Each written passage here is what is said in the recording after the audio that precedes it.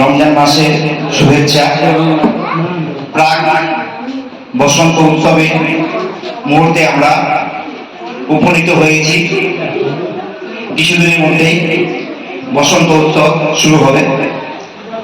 তার আগে বাবলু ভাই মানে ফতেপুর গম্ভীরা দল আমাদের জন্য একটা বড় সুযোগ করে দিয়েছে। আমরা যে নতুন নতুন পাঠক, নতুন নতুন লেখক, স্থানীয় লেখক, আমাদের মধ্যে যে ছোট ছোট ছোট ছোট প্রতিভাগুলো আছে, সেই প্রতিভাগুলোকে প্রকাশ করার একটা মাধ্যম তৈরি করে দিয়েছে। তার জন্য ফতেপুর গম্ভীরা দলকে জানাই আন্তরিক অভিনন্দন ও শুভেচ্ছা। আজকের দিনটি আন্তর্জাতিক কবিতা দিবস উপলক্ষে। আজকে হচ্ছে 22 তারিখ। গত 21 তারিখে আপনার আন্তর্জাতিক কবিতা দিবস বা ওয়ার্ল্ড পোয়েট্রি ডে তাকে নেওয়া হয়েছে।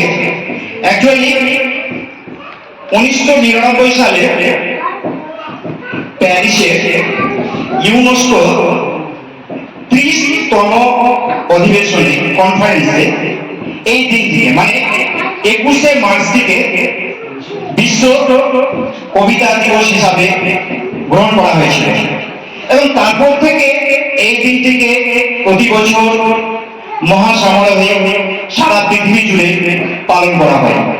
এটা আমাদের জানা উচিত ছিল।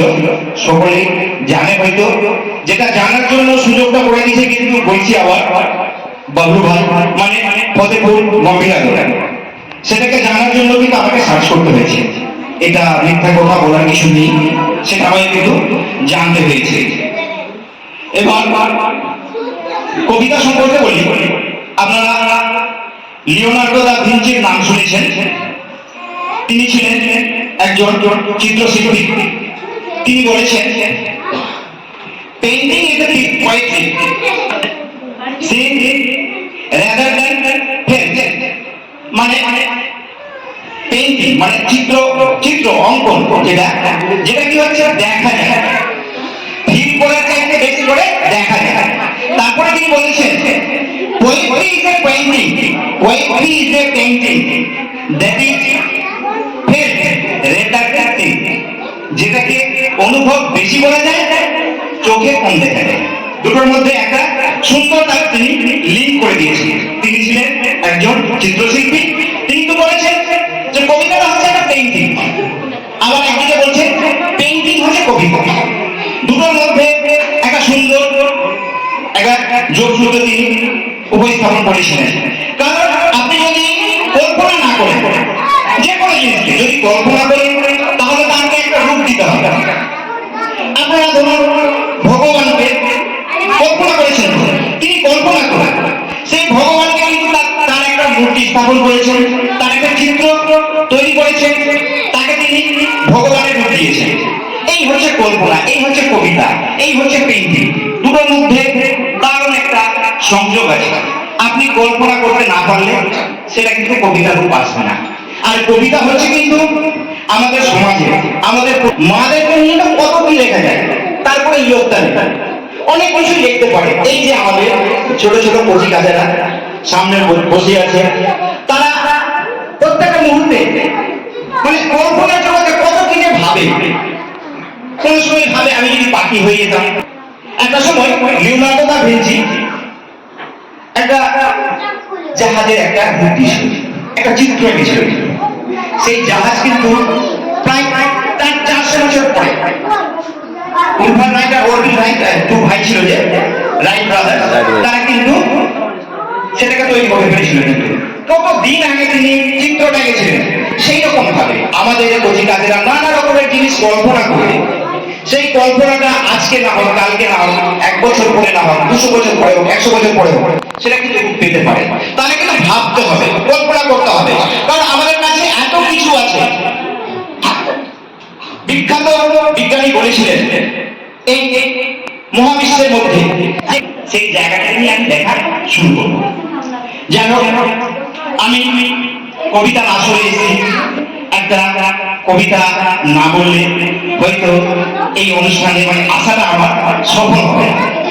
আমি যার কবিতাটা আপনাদের সামনে বলতে যাব তিনি হচ্ছেন রূপসী বাংলার কবি জীবনানন্দ দাশ। তার জীবন নানা রকম কাহিনীতে, নানা রকম অবস্থায় জর্জরিত, সেই দিকে আমি যাব না। আচ্ছা, একটা কথা বলতে পারবে কি? আপনার সকলকে জিজ্ঞেস করেছি, কলকাতায় ট্রাম আছে না? বলতে পারবেন ট্রামে চাপা পড়ে কতজন লোক মারা গেছে আজ পর্যন্ত? কলকাতা ট্রামে চাপা পড়ে কতজন লোক মারা গেছে? একজন লোক মারা গেছে। সেই একজন লোক হচ্ছে জীবনানন্দ দাশ। খুব বেদনাদায়ক ঘটনা। তিনি সারা জীবন কষ্টের সাথে লড়াই করে গেছেন, নানা রকম কাজ করেছেন, স্থায়ী কোনো চাকরি পাননি, পরিবারের নানা রকমের অশান্তি ছিল। সমস্ত অশান্তিকে বাদ দিয়ে কিন্তু তিনি তার লেখাটাকে বাদ দিয়ে যাননি। হাজার বছর ধরে আমি পথ হাঁটিতেছি পৃথিবীর পথে, সিংহল সমুদ্র থেকে নিশীথের অন্ধকারে মালয় সাগরে। অনেক ঘুরেছি আমি বিম্বিসার অশোকে ধূসর জগতে, সেখানে ছিলাম আমি বহু দূর বিদর্ভ নগরে। আমি ক্লান্ত প্রাণ এক, চারিদিকে জীবনে সমুদ্র সাথে। আমারে দুদণ্ড শান্তি দিয়েছিল নাটোরে বনলতা সেন। চুল তার কবিকার অন্ধকার বিদিশার নিশা, মুখ তার সাহস্রী কারুকার্য। অতিদূর সমুদ্রের পর হাল ভেঙেছে নাবিক, হারাইছে দিশা। সবুজ ঘাসের দেশ যখন সে চোখে দেখে দারুচিনি দ্বীপের ভিতর, তেমনি দেখেছি তারে অন্ধকারে। বলেছে সে, এতদিন কোথায় ছিলেন? পাখির দিনের মতো চোখ তুলে নাটোরে বনলতা সেন। সমস্ত দিনের শেষে শিশিরের গন্ধের মতো সন্ধ্যা আসে। ডানার রৌদ্রের গন্ধ মুছে ফেলেছি, পৃথিবীর সব রং মুছে গেলে পাণ্ডুলিপি করে আয়োজন। তখন গল্পের তরে জোনাকির রঙে ঝিলমিল, সব পাখি ভরে ফিরে, সব নদী পুরায়ে জীবনে সব লেনদেন। থাকে শুধু অন্ধকার মুখোমুখি বসিবার বনলতা সেন। ধন্যবাদ।